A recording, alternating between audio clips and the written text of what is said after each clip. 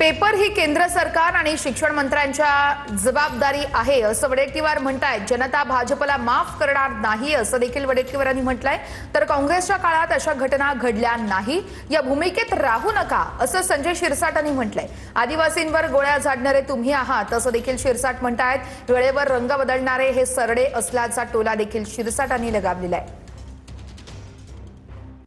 Paper कसा वारंवार दरवर्षी होतो, अनेक पेपर लीक होत आहेत। जबाबदारी कुणाची आहे? त्या सर्व तिथे बसणाऱ्या धर्मेंद्र प्रधानांची आहे ना। दुसऱ्याकडे बोट दाखवण्यापेक्षा नड्डांनी आपले पहिले गड्डे बुजवले पाहिजेत, मग दुसऱ्याकडे बोट दाखवले पाहिजे। चोरांच्या उलट्या बोंबा काल आम्ही बघितलं। आपला पापावर पांघरून घालण्यासाठी दुसऱ्याच्या कार्यावर जाऊन आंदोलन करून विषय डायव्हर्ट करायचा आणि तरुणांचा आक्रोश दाबायचा, हे नवा फंडा आहे भाजपचा आहे।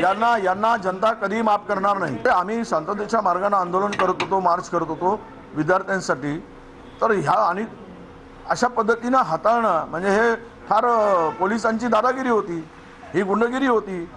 काही घटना काँग्रेसच्या काळात घडल्याच नाही असं आव आणून तुम्ही स्टेटमेंट देऊ नका।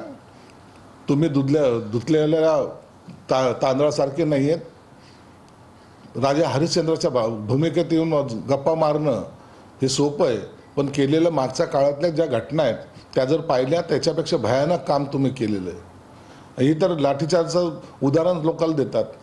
आदिवासीवर गोळ्या झाडणारे तुम्ही लोक आहात। तुम्ही आम्हाला काय शिकवता ज्ञान?